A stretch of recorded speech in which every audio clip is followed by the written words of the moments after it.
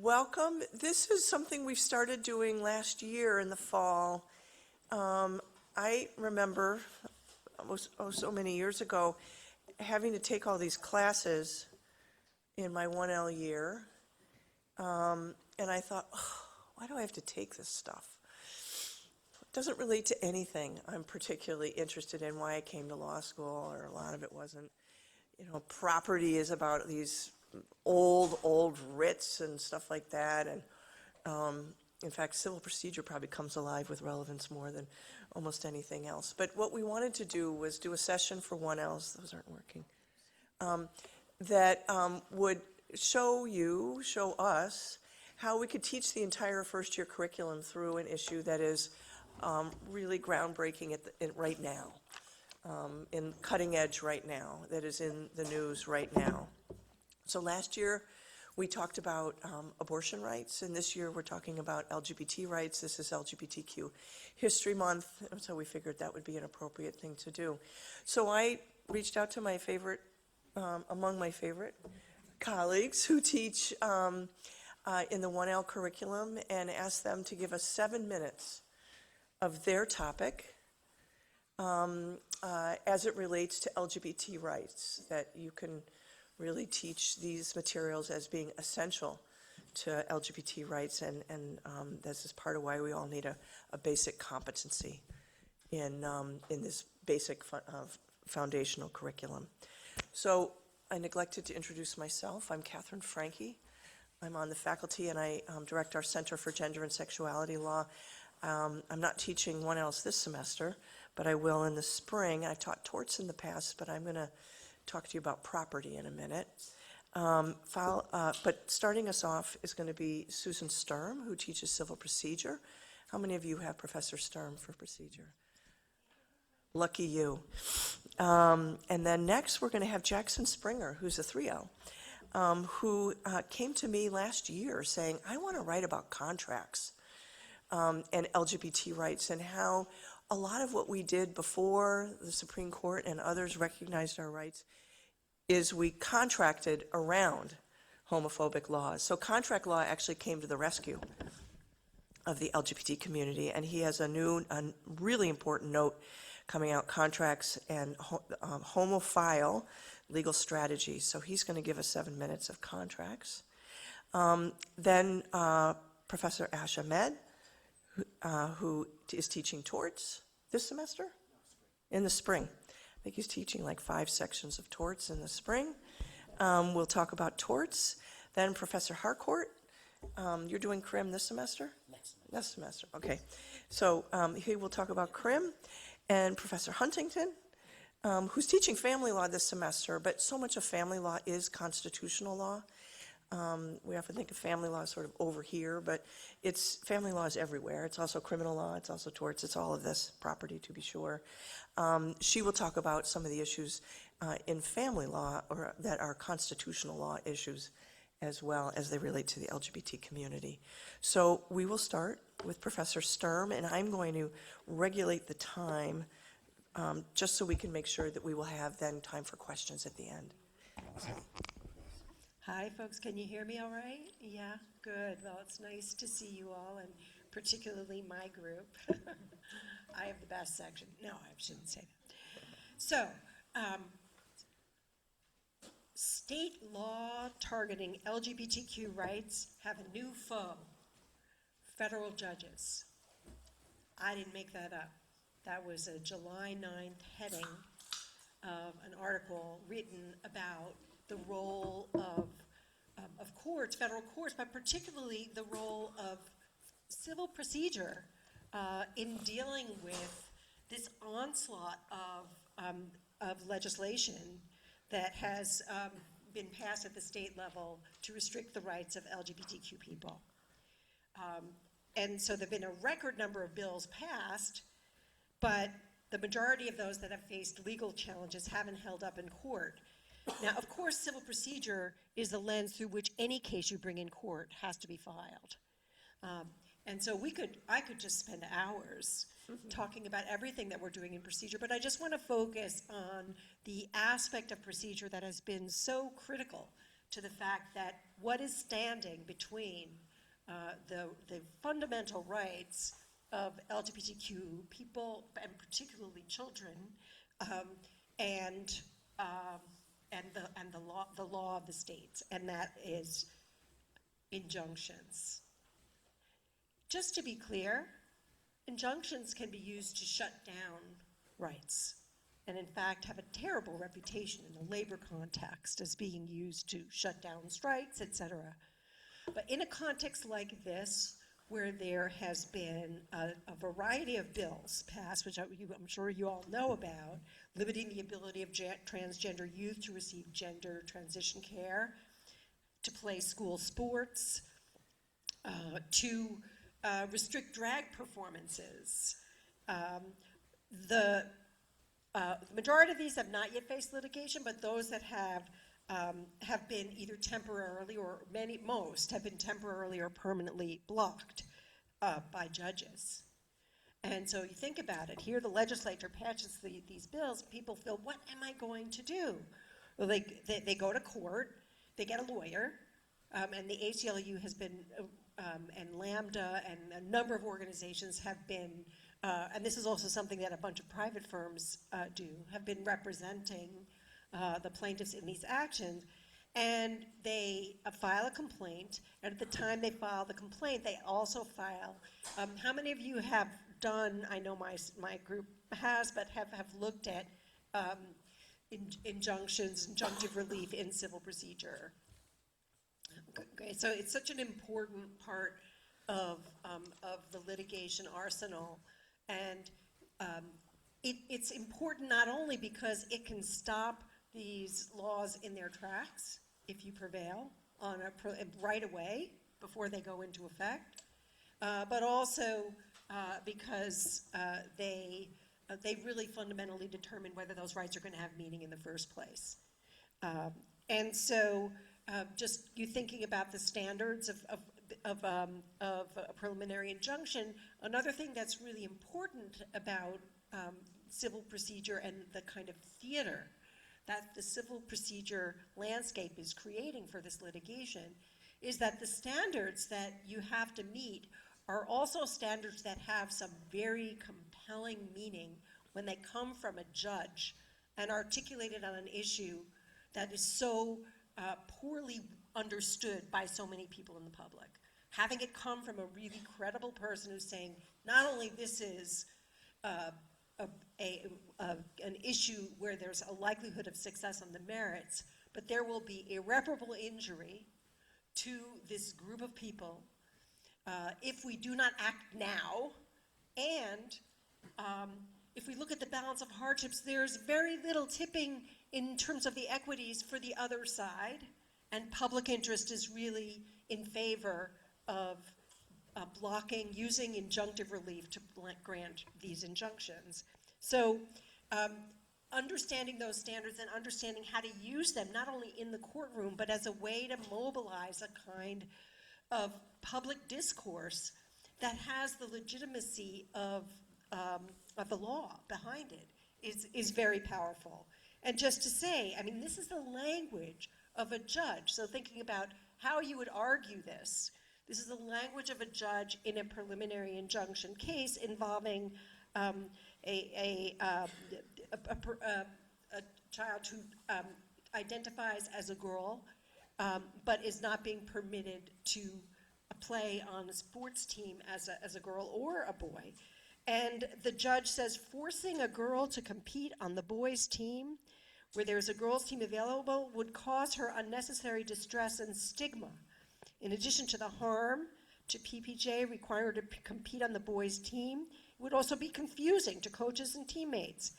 And she would be excluded because of who she is, a transgender girl. Then another judge talking about the balance of hardships in a preliminary injunction case involving someone seeking medical care to transition. The court is weighing these preliminary injunction standards and weighing the balance of hardships and says It is clearly in the public interest to uphold BPJ's constitutional right not to be treated any differently than her similarly situated peers. Actually, this is the same case. She says, the judge says, the right not to be discriminated against by the government belongs to all of us in equal measure. It is that communal and shared ownership of freedom that makes up the American ideal. You know, this is language not only resonating in the courtroom, but also in the court of public opinion. And that's what's really critical in these areas, because the tide that's pushing in the face of this legislation requires a very strong, equally powerful counterpoint.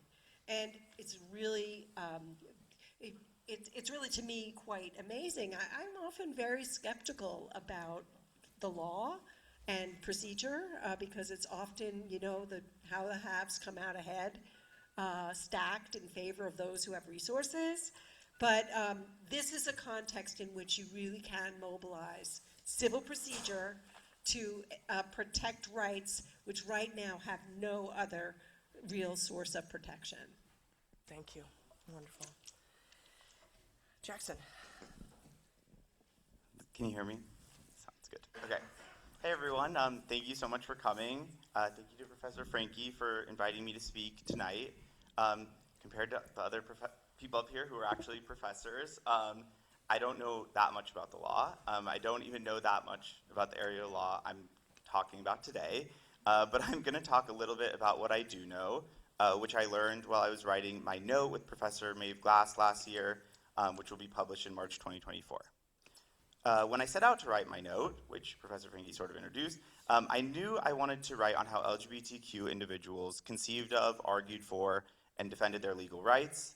I also knew I wanted to use a historical methodology because I have some training in history. And finally, I knew I wanted to focus on the homophile movement of the 1950s and 1960s, which is the main movement for queer rights before Stonewall, mostly because just relatively little is known about this time period. As I began to read secondary sources from this era of queer legal strategy to get more ideas about my note, however, I began to notice one broad trend.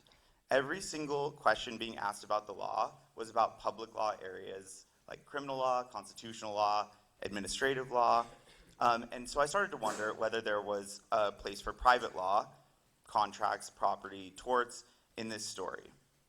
I began poking around in the archive, which it's really amazing how much is online these days, and there's a really cool online queer archive. And one story initially caught my eye. In 1961, there's a magazine called One Magazine, and it was the first widely distributed queer publication in the US. And they began advertising a 30-day cruise through Europe. I don't think that the double entendre was lost on them. And facing robust persecution in the US, the readers were really excited to go on this tour, and it got a lot of interest for the magazine. But just a couple of days before the tour was set to leave, the travel agency that the magazine used to organize the trip abruptly canceled it. The pages of One, which had so often talked about public law issues of criminal law enforcement, free speech, and other areas, suddenly adopted the language of contract law to combat the travel agency's cancellation. The magazine's board of directors alleged that it had a contract with the agency and pledged to, quote, prosecute this view to the fullest possible extent. We don't know what happened in this action, One's action against the travel agency, but the archive that might have more information is reopening in January, so we'll see. My note's main point, however, is simple. We should be paying more attention to contract law's role in the fight for LGBTQ rights. Queer organizations have been looking to contract law since at least the 1950s, a fact that has been almost entirely overlooked in both legal and historical literature on the era. After I found this initial case involving One Magazine, I found a few more instances in the archives of homophile organizations making claims based in contract law. One notable claim involved the East Coast homophile organizations, which was known as ECHO, and it was sort of a conglomerate of sort of the four biggest groups on the East Coast at the time. For the group's second annual conference, they held in Washington, D.C. in 1964, and the group secured accommodation 6 months in advance at a hotel called the International Inn. They secured that with a verbal agreement and a reservation deposit. 2 months later, though, the hotel canceled. ECHO declined to bring a contract claim in that instance, though, because a decision that queer commentators at the time chalked up to the fact there was no written contract. Of course, all 1Ls know this shouldn't have stopped them, but alas. Either way, the group secured alternate accommodations at the Gramercy Inn Hotel. Not wanting to make the same mistake twice, ECHO ensured that the Gramercy Inn signed a written contract. But 6 weeks before the contract, so about 2 months after the initial cancellation, the Gramercy Inn canceled as well. ECHO retained a contract law expert, who ended up being a pretty famous lawyer named Monroe Friedman, the director of the ACLU of DC and future dean at Hofstra Law School. While raising its claims against the Gramercy Inn, ECHO somehow secured accommodation at a third hotel, the Menger Hamilton. Queer commentators noted that the agreement with the Menger Hamilton was reached both verbally and in writing. Unbelievably, less than 2 weeks before the start of the conference, the Menger Hamilton became the third hotel to cancel. ECHO immediately raised a contract claim and sought compensatory damages. Friedman, the attorney, said the group had an excellent case against both hotels, and ECHO threatened to sue for $50,000. Somehow, the group secured accommodations at a fourth hotel, with just a couple days before the conference. This one was called the Sheraton Park. Attendees and organizers braced for a cancellation, but actually, the hotel honored its commitment, and the conference was a success. And ECHO's contract claims also found success. The Gramercy Inn, the second hotel that backed out, capitulated to ECHO, offering the hotel space it initially had promised. ECHO decided to go with the Sheraton Park anyway, though. And ECHO settled its contract claim with the Gramercy Inn as well. The third hotel that had canceled for $500. The settlement was hailed as a success by the queer press as well. I drew 2 lessons from these events. First, contract law, and likely private law more broadly, was especially important when queer people's public law rights were under attack.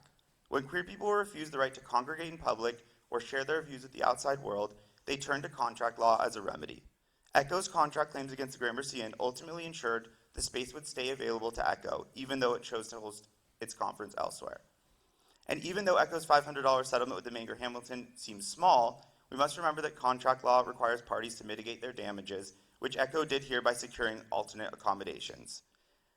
We don't know for sure how this $500 settlement was reached, but it was the exact amount that ECHO had contributed to the hiring of the lawyer. So I think that may have had something to do with it.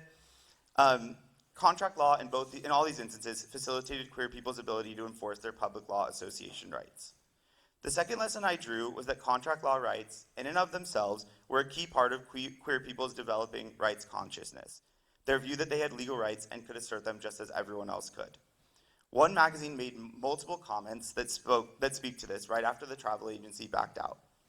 The board noted, quote, "The homosexual public will no longer tolerate any lower standards for honesty and fair dealing than those demanded by other segments of the population." It added that homosexuals cannot be trampled underfoot with impunity. ECHO conceived its contract claims as a way to stand up to queer people. When ECHO was writing about its contracts claims, it's conceived them as a way to, quote, "stand up to queer people's treatment as second-class citizens."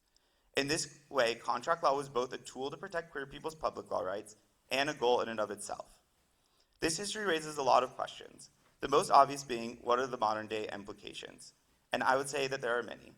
A trans group in Alabama was recently kicked out of a hotel where they were hosting an event, much like the instances I uncovered from the 1960s. And the Supreme Court's recent decision in 303 Creative called into question the ability of public accommodations laws to protect queer people. This may leave queer people staring down an era much like the 1960s, in which their rights to associate in spaces like hotels was not broadly protected by statute. Another question I couldn't fully grapple with was what the implications are for contract law doctrine itself. And that's one of my goals in writing this note, to prompt people to think about how contract law can be changed to better suit the needs of marginalized groups. I hope this research proves to you that these are worthwhile questions. Thank you. That's great. Contracts are hot. Professor Ahmed. Yeah, I'm Jackson. You really put me in the spot having to follow that, but I'll do my best. You might actually be one of the countries country's foremost leaders on private law and LGBTQ rights. I don't say that flippantly. That's really impressive. Let me just set a timer for myself. So, when Professor Franke invited me to speak about tort law through the lens of LGBTQ rights, I have to confess I was a bit nervous. I was nervous because I haven't had the chance to use tort law as a lens for examining this particular issue. This isn't because tort law is an unnatural vehicle for that sort of analysis. Indeed, with its aspirations to embody the reasonable person and serve as a legal vehicle for enforcing widely held social norms about risk, respect, and privacy, few areas of law actually seem more well-suited than tort law for this sort of inquiry. It's simply to the extent that I've had an occasion to teach inequality and the intersection of tort law, I've done so at other axes of disadvantage, so more conventional notions of gender, race, or disability. But as these things go, initial nervousness and a streak of shame gave way to excitement. And so this panel is a chance to learn and share a little bit of what I've learned in preparing for it. In particular, I'd like to highlight the very recent work of a tort scholar named Jeffrey Rapp, if you're interested in reading his work, but he took a very interesting angle to recent developments in tort law and LGBTQ rights, namely tort law in the wake of Obergefell. So, Obergefell, I'm sure Clare Huntington will mention at the very minimum, represented a constitutional triumph for at least one popular conception of what LGBTQ equality would look like, so long as it took a shape intelligible to conventional mores about marriage, equality, and child rearing. Once it was decided, it seemed obvious to some scholars that certain areas of tort law would have to change in its wake, especially those that neglected or rejected harms done to LGBTQ couples. These scholars who predicted these changes were proven right. So let's take some examples of these sorts of torts. Negligent infliction of emotional distress. Well, courts after Obergefell began looking at claims by LGBTQ plaintiffs differently. As you'll learn in my tort class or other tort classes, NIED claims often rest on familial ties. A classic example is the traumatic experience of witnessing a family member or loved one's serious injury or death because of the conduct of a tortfeasor, because of their negligence. Prior to Obergefell, courts would often reject an NIED claim for a gay couple, labeling them simply as lovers, but falling short of family. You'll also see this with other unconventional family structures for NIED claims, those where you don't have traditional parents or you have uncles or surrogate grandparents. After Obergefell, however, a sort of magical flip seemed to be switched. All of a sudden, these very same couples began having their claims recognized as LGBTQ married couples. They became legible. You see a similar dynamic at play with other tort claims, like loss of consortium claims. These are the deprivation of benefits of a family relationship due to injuries caused by a tortfeasor. Damages for loss of consortium are distinct from and in addition to compensatory damages, a sort of avocado add-on for damages in the torts claim. Once gay marriage is recognized, however, loss of consortium becomes a readily feasible claim for gay couples. So what's happening here? Well, marriage becomes an institutional vehicle for the realization of legal equality for a non-trivial part of the LGBTQ community. It works this way because the doctrinal categories themselves incorporate marriage as a legible social form. Once a gay couple has access to this form, they too can avail themselves of this tool. But what happens when a familiar social unit, say the family or marriage, is not available? I can't make a sweeping statement here. I hope you guys do the research to do so. But I'd like to take an example of IEED claims, intentional infliction of emotional distress. For such a claim to succeed, one of the things you need is that the conduct at issue be sufficiently extreme and outrageous. What does that mean? Well, as always, you go to the second restatement of torts, and you go into the commentary, and you get crystalline legal clarity. What are things that you would need? The conduct needs to be beyond all possible bounds of decency, atrocious and utterly intolerable in a civilized community. This sounds like a very funny Twitter signature.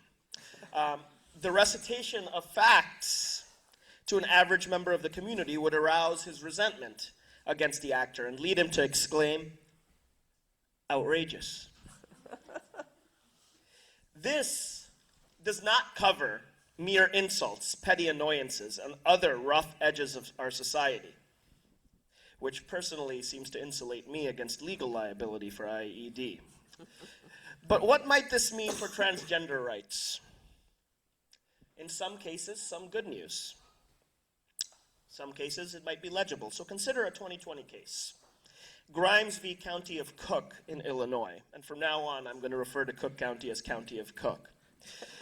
Where a transgender man who kept his transgender status private and lived as unambiguously male brought an IIED claim that survives a motion to dismiss. When his immediate supervisor revealed his transgender identity, it prompted significant and consistent workplace harassment, enough such that a court could recognize it as a plausible, legible legal claim. But here's a darker note. Change the facts around. Consider a supervisor who, despite a voluntary disclosure, decides to persistently misidentify his employee's gender. He does so ostensibly politely and often pleads ignorance every time, or often enough. Would an IIED claim survive there? I would hope so, but I'm skeptical of some of the conservative tendencies of tort law, which often lags behind in response to social change rather than ushering it in. Thank you. Thanks, Ash. So we'll turn from torts to crime? You bet. All right. And, of course, the two are continuous. I'm on, I think, hopefully, if you can hear me. Yep. The two are continuous, obviously, since torts, wrongs lead to crimes, right, as we'll learn in the spring. And, of course, there's a long history in this country of the criminalization of queerness, so it shouldn't be surprising that the criminal law would be a ripe place to have an entire LGBTQ curriculum. Sodomy was criminalized in this country for most of its history until 2003 with Lawrence versus Texas. And there have been all other kinds of criminal laws that have implicated queerness for LGBTQ, everything. There was a time when it was a crime for gay people to dance, to drink, to kiss. Cross-dressing bans, criminal cross-dressing bans date back to the 19th century. So in the criminal law curriculum, there are already a number of places where these questions are directly addressed, even though it tends to focus on homicide and rape, usually in the way we teach it. But even in that context, we have a number of places where it's directly addressed. So, for instance, the homosexual panic defense in homicide law, which allows a kind of a justificatory defense if an individual is feeling threatened or panicked by a homosexual advance, is a place where it's directly addressed. Construction of gender categories for purposes of the definition of rape, right? How it's actually defined, the words used, whether it's a woman, etc., in the definitions themselves. And the definitions of sexual intercourse and sexual conduct in the context of statutes defining sexual assault are also, of course, directly implicated and directly implicate LGBTQ issues. Now, there are also a number of larger issues having to do with the kind of explicitly addressing kind of heteronormative and patriarchal dimensions of the criminal law that are important for both for a range of questions here, especially in sexual assault law, right? So you have a history of resistance requirements that were tied to heteronormative conceptions of sexuality. You have the marital rape exceptions to rape statutes as well. In the homicide context, you've got heat of passion defenses, which are totally heteropatriarchal kind of defenses, and reasonable person standards for self-defense, etc. With the round of new criminalization, particularly of transgender persons, there are going to be additional ways to kind of introduce these issues into the criminal law curriculum, tragically.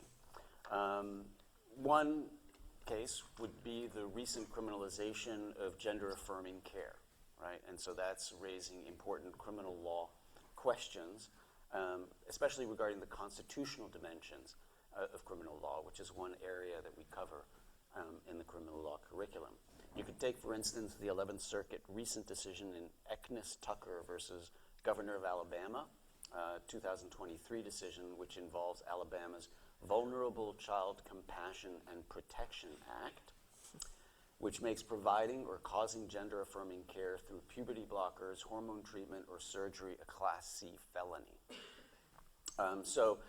The challenge to the act, which was brought by a class of trans minors and their parents and a reverend, specifically focused on the part of the statute that dealt with puberty blockers and hormone treatment. And the two central con law claims there were whether it violates the parent's substantive due process rights to direct the medical care of their children, protected by Fourth Amendment due process clause, and whether the statute discriminates on the basis of sex in violation of the 14th Amendment Equal Protection Clause. Now, both of those, actually, there was an injunction that was granted back to civil procedure by the Middle District of Alabama, and then on appeal, it was reversed by the 11th Circuit. And the 11th Circuit found that both the statute does not violate parents' substantive due process rights because whether or not a right is a fundamental right guaranteed by the Due Process Clause, they say depends on whether it was deeply rooted in the nation's history and tradition. And so Dobbs knocked that one out. And the very specific right to treat one's children with transitioning medications is not a fundamental right, they said, relying on Dobbs. And then the second, they struck it also down, the equal protection argument down on the grounds that it classified on age rather than on sex and gender. And therefore, it was subject only to rational basis review. Interestingly, they also held that it would pass some kind of intermediate review as well, as being sufficiently protective of the state's interests. So that would be an ideal case to discuss all of the constitutional criminal law questions that we address. I think it would also be an interesting place to take up this kind of con law fetish in the criminal law area of status crimes.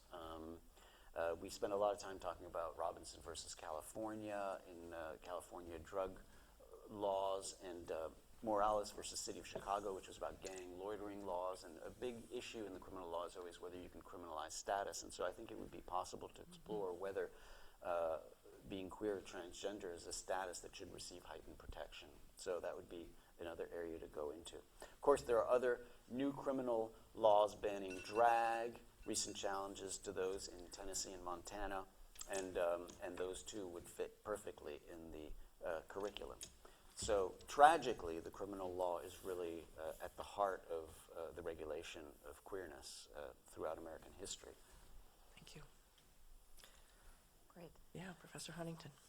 Well, it won't surprise you to know that constitutional law is also at the core of legal advocacy around LGBTQ rights. But what I want to talk about is how, and then also thinking about what you should be paying attention to in your classes as you're taking them. So constitutional law, two big buckets are structural questions, how it allocates governmental power, and then separately individual rights. And so I'm going to talk about both and how they relate, because both are relevant to LGBTQ rights. So in terms of structure, legal advocates need to know where governmental authority is, to know where are the different levers that you can try and bring change. So the federal Constitution allocates authority vertically, giving affirmative powers to the federal government, but also reserving a lot of powers in the state governments, which mean that states have a big say over our lives. And then within states, state constitutions do the same thing, giving a lot of authority to the state government, but also carving out power for localities. So this system of dispersed governmental power is both a feature and a bug. And it means that there are areas for affirmative advocacy, but also defensive advocacy. And really people need to be thinking about both. So in terms of affirmative advocacy, oftentimes social change happens in a very small scale to begin with, and often can start in cities. So thinking about, I'll use the example of marriage equality, which culminated in Obergefell, but started off in a lot of cities, recognizing domestic partnerships originally, but then even also granting marriages. So San Francisco granted marriage licenses long before California would do so. And then state level advocacy was key to marriage equality. Right now, though, this is nowhere near as far along, but in terms of state recognition of polyamorous relationships, that too is starting to happen at a local level, and we'll see how far that goes. But small wins at a local level can really build, and so it's important for advocates to know where to push and where there's play, and then know where you need to play defense. So absolutely. At the state level, there's a lot of particularly anti-trans legislation going on right now, so that's a place to be paying attention to.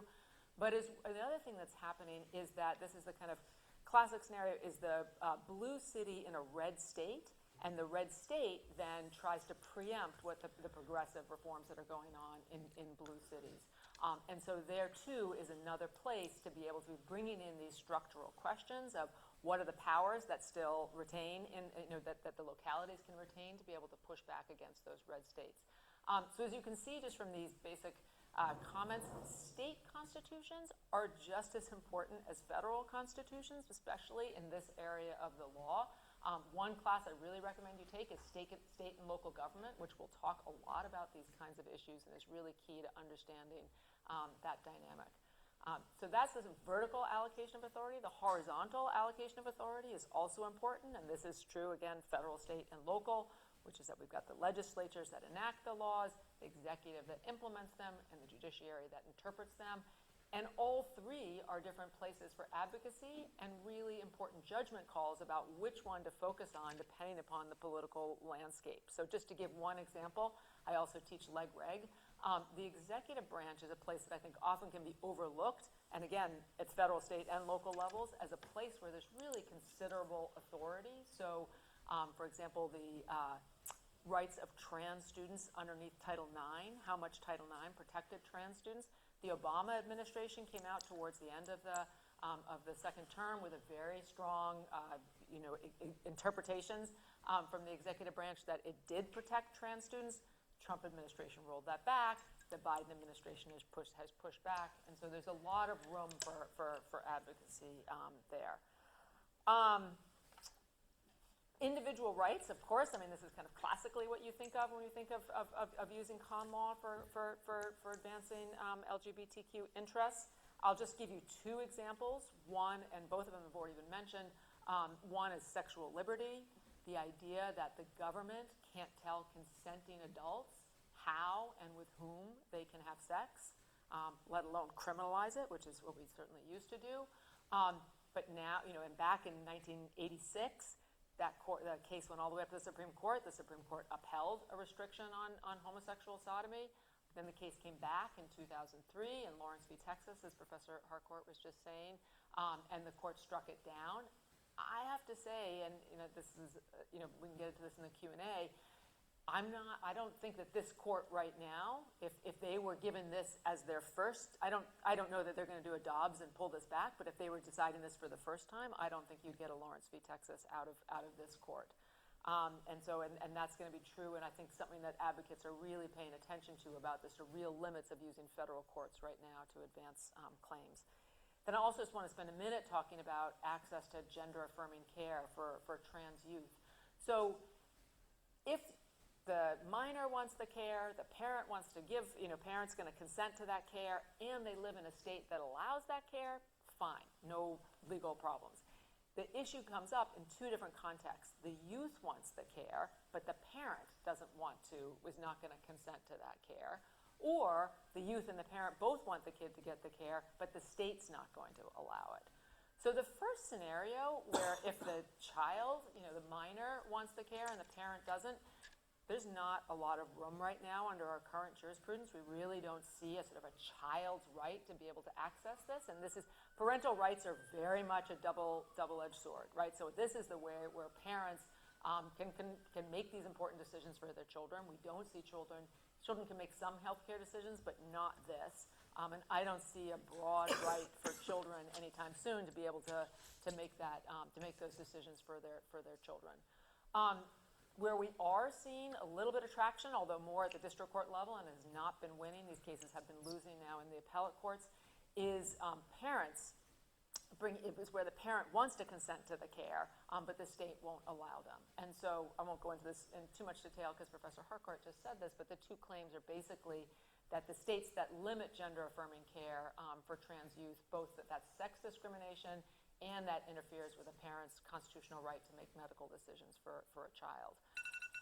Okay, maybe I'll stop there. I could say more, but maybe I'll save it for Q&A. Do you want to take another 2 seconds? All right, 2 seconds, which is, that the gender, I guess the parental rights is what I want to talk about, because the parental rights is generally a strong claim. Parents absolutely have tremendous discretion to make medical decisions for their children, but the problem is they only have discretion to make decisions for things that are approved treatments. A parent can't go ahead and just say, I want some unapproved treatment for my child.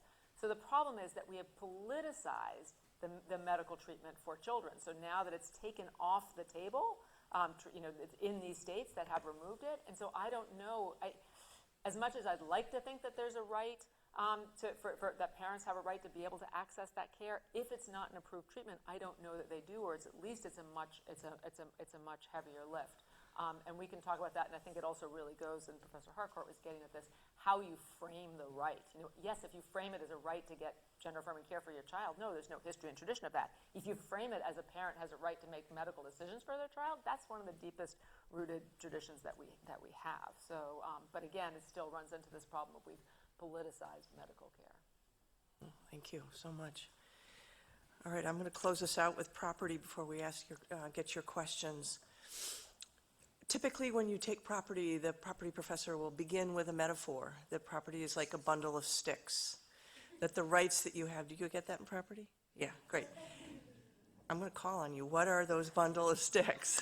That's okay, I'm not calling on you, right? But that's often the metaphor that we hear. And those rights, those sticks, are the right of possession, the right of control, the right of exclusion, the right of enjoyment, and the right of disposition. You can sell it. You can trade it in a market. One of the most amazing articles that I've ever read, and I teach it to my 1L, some of you got it with me last year, and those of you who take my class this spring will read it also, is an article written in 1990 by Cheryl Harris called Whiteness as Property. And she had this idea that whiteness, not race, but whiteness, had a property-like quality to it. And she ran it through possession, control, exclusion, enjoyment, disposition, to show that white people had kind of been unjustly enriched through the property value of whiteness in a racist society.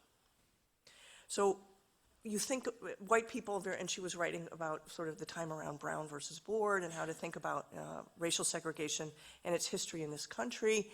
White people have a sense of our race as something we have. What race do you have? It's a possession of yours. It's a quality of yours, a good one in a white supremacist society. It's also something you can control. What do we do with our whiteness? We exclude others, right? We set up segregated schools. We have clubs that are just for white people in the history of this society. So we control the spaces where whiteness can be its own thing of value and then do things with it. We also come up with terms of how to enjoy it in those spaces. Different and better things happen in white spaces than in spaces of color in this, historically, in this society. And then the last point she made around disposition is you can't sell your whiteness. That's true. And she said, now you may criticize this analogy about whiteness and property because you can't sell whiteness the way you can like real estate, but there are plenty of things that we consider to be property interests that you can't sell. Like my law degree is legally a property interest. If I get divorced, it's something that gets divided up or is seen as an asset of value that I own that has to be part of a package of settlement. If I were to marry, of course, I don't believe in the institution of marriage, but that's for a discussion for a different day, right? And so there are certain things we treat as property-like that cannot be sold, and whiteness is like that. What if we thought about these trans sports cases? Professor Sturm was talking about the trans girls wanting to compete in, let's say, track and field in high school. There's an important case in Connecticut going on right now just about this, as being about property in sex, but not just sex generally, property in being a girl. Your sex is kind of something you have, like your race, to be sure. I think there's a property-like possession of having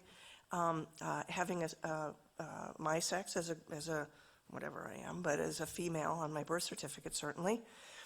Rights of control about what we do in single-sex female spaces.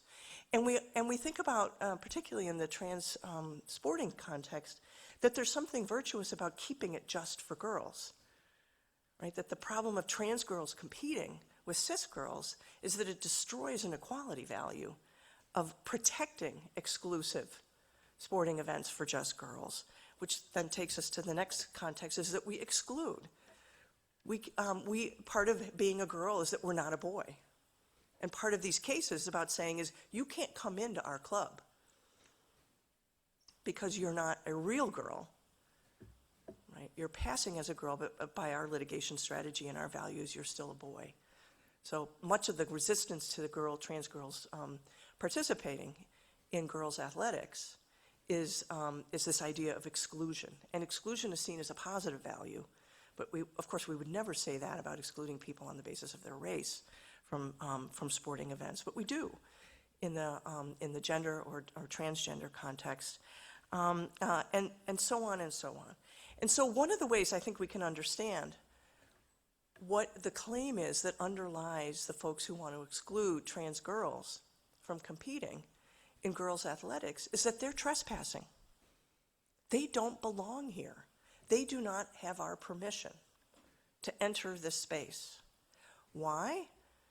Because it would be unfair for them to be here. So some of the values that animate the idea of whiteness as property, I don't think that white supremacists said kids of color or black kids can't be part of a white school because it would be unfair to have them there.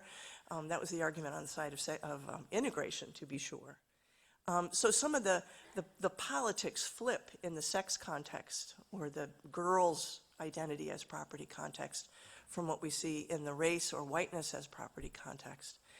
But Harris made this move tactically in order to make an argument for affirmative action, that if we really understood whiteness as having a particular valued and overvalued social meaning, in order to remedy the history of the overvaluation of whiteness would be affirmative action, would be redistribution for the unjust enrichment of being white.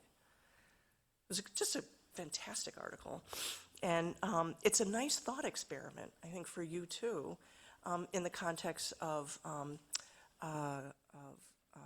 sports and trans girls, is what would using a property analysis get us in understanding what's the underlying problem with the arguments that are being made by the other side. And you're learning these essential things like bundles of sticks. I don't know, is that Blackstone? Who came up with that idea? It's an old, no, I think it was before then. We don't teach property, so we don't know, right? You property people who are taking it right now probably do, but I think it goes back for maybe Hale or somebody earlier. But how can we redeploy these fundamental concepts, whether it's duty, breach, cause harm, offer acceptance, consideration, et cetera, civil procedure, con law, criminal notions, and put them to work in kind of orthogonal contexts where it might actually give you a new way to think the problem using familiar old terms like contracts that normally don't show up as a civil rights tool, but maybe it should.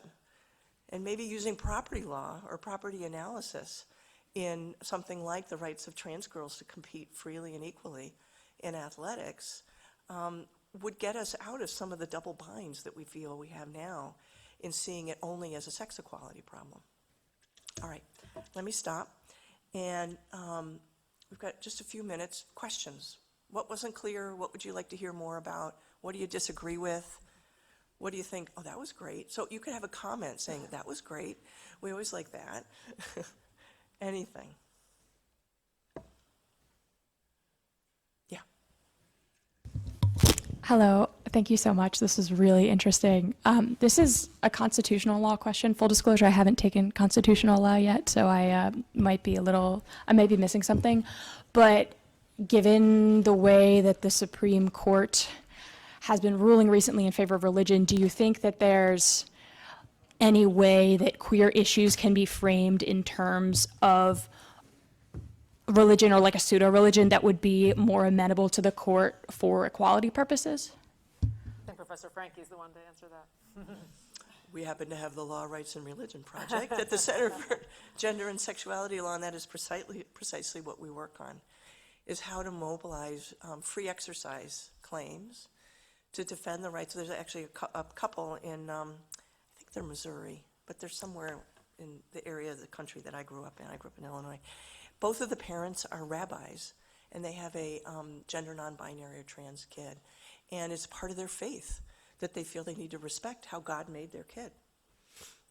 And that they ought to be able to provide their kid with the care that kid needs to be their authentic self, but also a reflection of what God intended them to be. And of course, they live in a state where this is prohibited.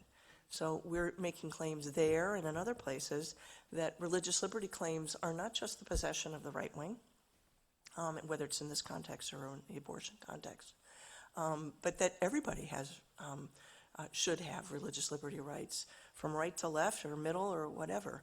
And so you're onto something, even though you haven't started con law yet. It's a great idea, and we'd love to have you come help us in the project. Other questions? Yeah, back here. Hi, I had another con law question, but this was going back to the structural questions and specifically with localities. Wouldn't it also be kind of a double-edged sword to kind of argue that, because a blue city and a red state may be trying to pass policies that people in this room would agree with that would uphold rights, but maybe that could be the reverse in other scenarios, and what kind of precedent is that establishing? No, 100%, and that's a real concern. And there are, like in California, there are these sanctuary cities for the unborn, right? That are very much trying to be anti-choice. So that's a concern. Demographically, politically, it tends to be less true, just as a descriptive matter of where Democrats and Republicans tend to lead, that cities tend to be more blue across the country, but not always. And there's a real critique actually in this is not so much about LGBTQ rights, but in the criminal law context, especially criminal law reform. There's a wonderful legal scholar, Maria Pomeranko, who writes about this, but a real concern about empowering cities can empower particularly a conservative criminal law regime. So yes, absolutely, there's no guarantee that it's going to come out in the same way that there's no, that the federalist system cuts both ways. It means blue states can have progressive policies, and it means red states can have conservative policies. So it's more just so it's, the point's well taken. The point here is really sort of that as an advocate, you need to be thinking about these different levels and where you can make the change, but also for sure recognizing the danger of the precedent that it could end up establishing. Yes. This is similar to the first question, but about healthcare, because you said that healthcare has been politicized, and I'm wondering if there's, and am worried that the answer is just straight up no. That if there's a right to health care in any of these subjects, or in the Constitution specifically.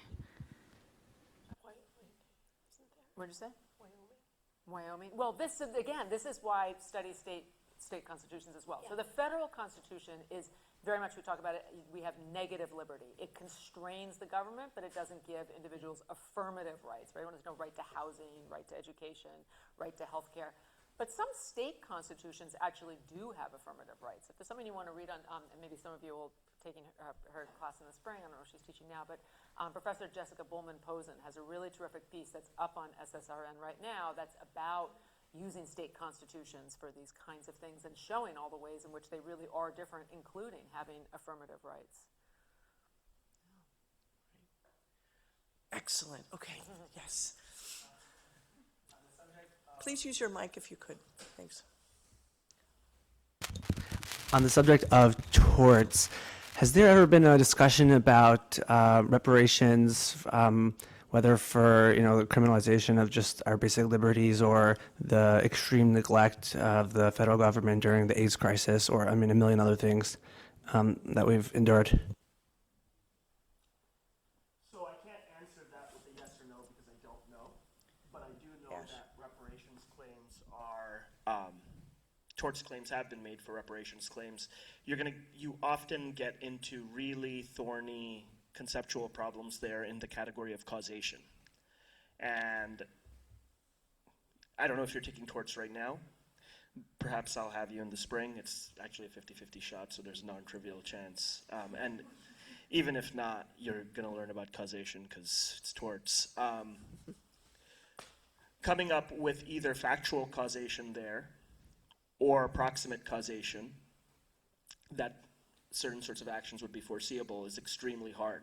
So even the doctrinal terrain makes reparations claims inhospitable, partly due to sort of just hard philosophical questions about the metaphysics of causation, and partly from inbuilt norms about moral responsibility in proximate causation.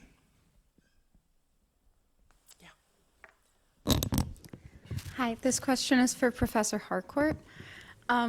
You mentioned the gay panic defense in murder cases, and I wondered if you could speak to, my understanding is that there's been some decline in states' willingness to accept that, but also a rise in a trans panic defense. So if you could speak to how widespread the acceptance of that is and where that stands. Yeah, so it has fallen away in the homosexual gay context, or it has at least declined.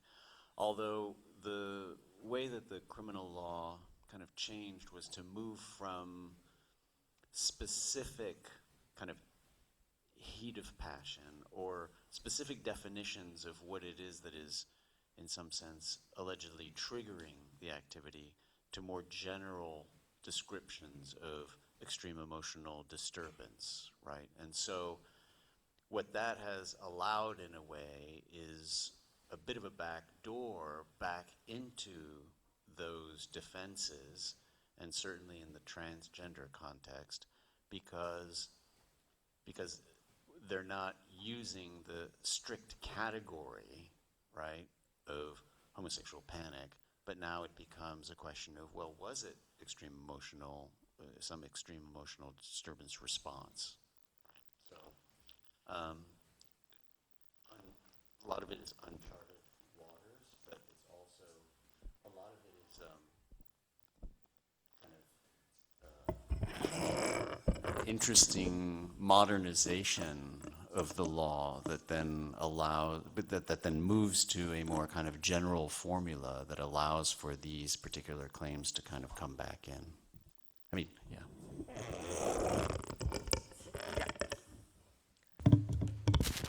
Thank you all so much. It's really exciting to feel intellectually engaged after a month of 1L and reading just contracts. But Professor Franke, I was really interested in your property analysis, and I do like my contracts class very much. The UCC is riveting, isn't it? certainly is. But getting back to my actual question, I was really interested in your property analysis, and I sort of have a two-part question/thought. The first part of it being, how does the fact that like the advantages conferred by girlhood are like not that valuable compared to the advantages that you get from being a boy, and then kind of the more, how does that maybe make it diverge from the whiteness analysis? And then my comment is that among people who are like pushing back against healthcare for trans kids, people are like making a lot of statistics about the fact that young girls, or like people who were assigned female at birth, are transitioning at higher rates than young boys, and people are seeing that as like an abandonment of girlhood, or there's concern that like a subset of those people are actually maybe just like tomboys in some way. And I'm wondering how that sort of like reverse side of the coin about fear of people rejecting girlhood by being trans might also map onto that. Yeah. I think what's interesting about the thought experiment of either whiteness as property or girlness or femaleness as property is that when you run the social problem through the bundle of sticks metaphor, you don't have to have it come out in the exact same place. It gives you different purchase in each context. And I think that's a cool thing about property law generally, is that it doesn't always produce the same normative payoffs depending on the context. The reparations context, I think, is one where property analysis has been very rich as a redistributive value. And so rather than seeing the same thing repeat itself and repeat privilege everywhere, what's cool about property is that it does different things in different places. That's Carol Rose is a property scholar who I admire greatly, who was one of my teachers of property law, who said to me, Catherine, why are you working on all this other stuff? Everything is about property. She's not wrong. And property is everywhere. It's doing lots of interesting things all the time. So I find that, for that reason, the analogy to be interesting. Can I jump in? Yeah, no, I was thinking about the same thing as you were developing that brilliant kind of mapping, and was really interested in it. And I think it also has something to do with relations of power in a more binary versus trinary context, right? Because I mean, the whiteness as property was somewhat of a binary question of mapping it. So it was kind of whiteness versus blackness. Here, of course, we're dealing with a number of different categories, including boyness or boyhood or girlhood and transgender. And so it is all of a sudden we've got three categories, and you might be right that in terms of relations of power, there's the other one that might trump, but then that makes it really interesting and complex. Mm-hmm. You know? I've seen a couple more hands, but I want to ask a contracts question. And I know this is not a hard question for you, Jackson, but it's an interesting, hopefully an interesting thing to jump into, about how contracts were so useful, essential to the lesbian and gay community in particular before Obergefell, and how private law did so much gap filling before we were able to have a kind of status that the Supreme Court conferred in recognizing marriage rights for same-sex couples. You want to say a little bit about that? Sure, yeah, this was sort of an area that other scholars have done a little bit of research on, which I think was really useful, is essentially, and this relates to family law as well, which I'm in this semester, but there's sort of an inherent family ties that come together when you're in a traditional family, but before queer people were welcomed into that area, and still today, they often use contract law as a way to sort of form their own families and their own relationships through essentially just regular contracts that they could then enforce in court. And so it's always been sort of a useful ordering system that queer people have used to engage with each other, even now. I just have a personal story that also ties this back to civil procedure. Yes. But my daughter married a trans non-binary person, wanted me to marry them, and, I was like, well, okay, now we better make sure we have good legal authority here, so we enlisted an LGBT judge in Pennsylvania, which is where they are, to co-officiate. And they were married in this beautiful, majestic courthouse. I knew we weren't in New York because it was 4:30 in the afternoon, there was nobody there. But the judge, who was this amazing woman who has been on the bench for like 25 years or so, she talked about her partner and the fact that for 20 years she used contract law to basically do everything that now these two people were going to be able to do by virtue of their status as being married. And then she started to talk about officiating at the ceremony as access to justice, and really started to talk about this whole set of questions as are you going to be able, whatever you think of marriage, if we're going to use marriage, and there was that whole question about marriage,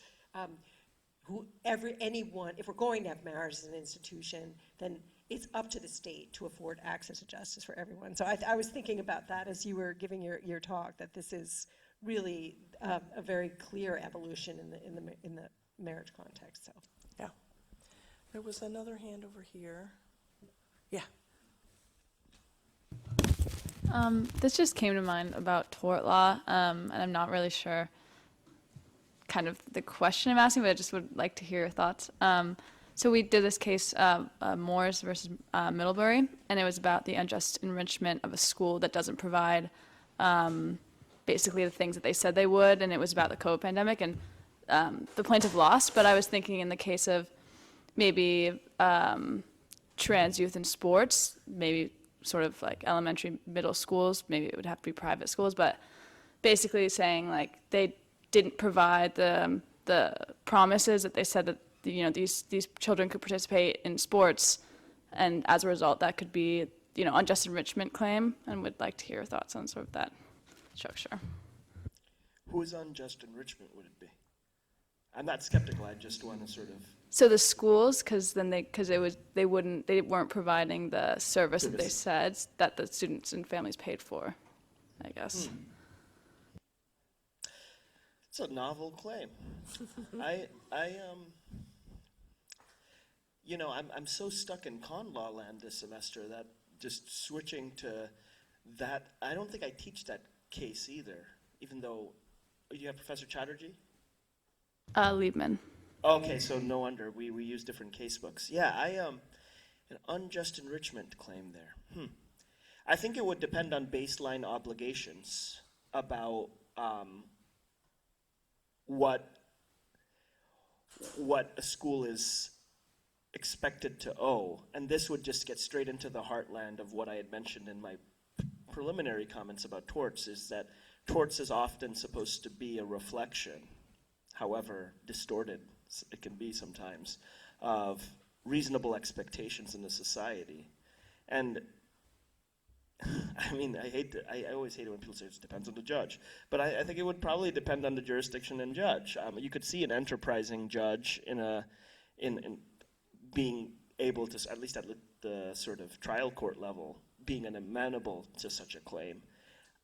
I suspect the median judge, given a country in which trans rights, again, seem to not have the priority that they should, being skeptical about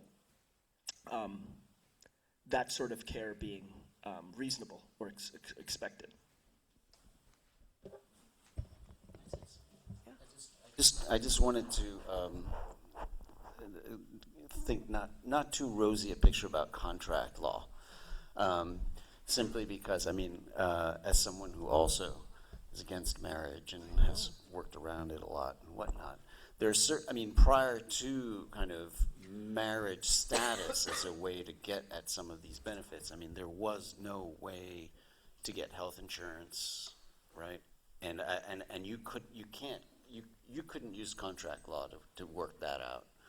Social Security benefits, et cetera. I mean, so there remain a number of places that are kind of intractable to even contract law in those contexts. That's worth keeping in mind. I mean, so, yeah. All right, last question? Yes. No pressure. Hi. I was just wondering, and I think this I thought came up in my mind a couple times, first in the idea of whiteness as property, girlhood as property, and starting to bring to mind this like intersectional aspect. And I think specifically in the case of trans kids receiving adequate medical care, the reality of that situation being so intersectionally dependent on socioeconomic status. I'm wondering if any of you have thoughts on gaps in the law or exciting new frontiers that could use either maybe where intersectionality is not being examined the way it should be, or where intersectionality could be used to expose a larger injustice. Does that make sense? Professor Huntington, you want to jump in on that? It's an excellent question. You stumped the chumps up here, I think, with your good question. I mean, I guess what I'll say is, I think there's a growing awareness of the problems. I don't know that there's yet a toolbox to think about how to translate that into legal claims. But I want to think about it more. But definitely, I do think, and this is a positive development, increasingly we do analyze problems in a way to understand intersectionality. I mean, I will say, just on the gender affirming care point, people know, this started off in Texas. They were one of the first states saying that parents seeking gender affirming care was actually committing child abuse. And one of the interesting things about that was that typically the family regulation system that we have in this country that addresses child abuse absolutely is targeted at low-income families and disproportionately families of color. But this was one of the first times where, like, at the way that the trans issue was raised in Texas, it actually wasn't so much those families. It was actually really more white families and white families who had health care, right, who would be able to access this kind of other. So it was, I think it was a way in which it broadened the salience of the issue. And maybe that's the wrong Yeah. answer, but anyway,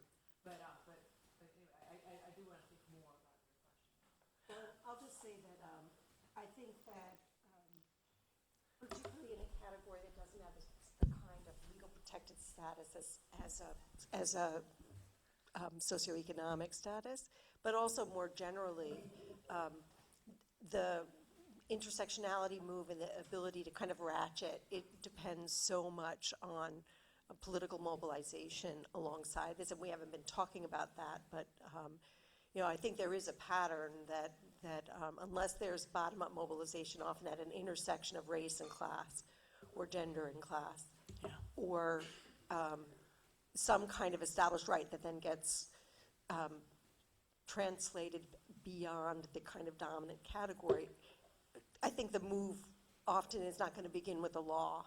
It's going to have to, I think it's actually going to begin with other types of mobilization that will highlight the class-based inequalities that come from not using an intersectional lens. And then I think the law will follow rather than the other way around. One example that does come to mind now that I've had time to reflect, and thanks to my colleagues giving me that, Roe versus Wade was litigated either in a deracinated way as a gender case or as a white women's issue, and we won. What we won wasn't perfect, but what we won, we did win a constitutional right to make decisions about continuing or terminating a pregnancy. Dobbs was very much litigated intersectionally. It was really women of color stories that were presented to the court. It was Mississippi, after all, right? It was black women, poor black women in Mississippi who were going to be most severely impacted by no longer being able to control their reproductive lives. And once you make that move, the constitutional urgency of the problem becomes illegible to this court. Interesting whether it would have been so in the 1970s when we litigated Roe, but I think that the plan was to start with a safe case and build out from there, but of course that's not what happened, not at all. And so maybe the lesson is it's not worth winning if we put the most privileged people at the center and we never get those who are the least advantaged into the picture. We have to start by centering the lives and experiences and interests of low-income women of color in a case like reproductive justice cases. Okay. Hey, thanks for coming. I know you have a lot of other things you could be doing. Thank you to my co-panelists for doing this.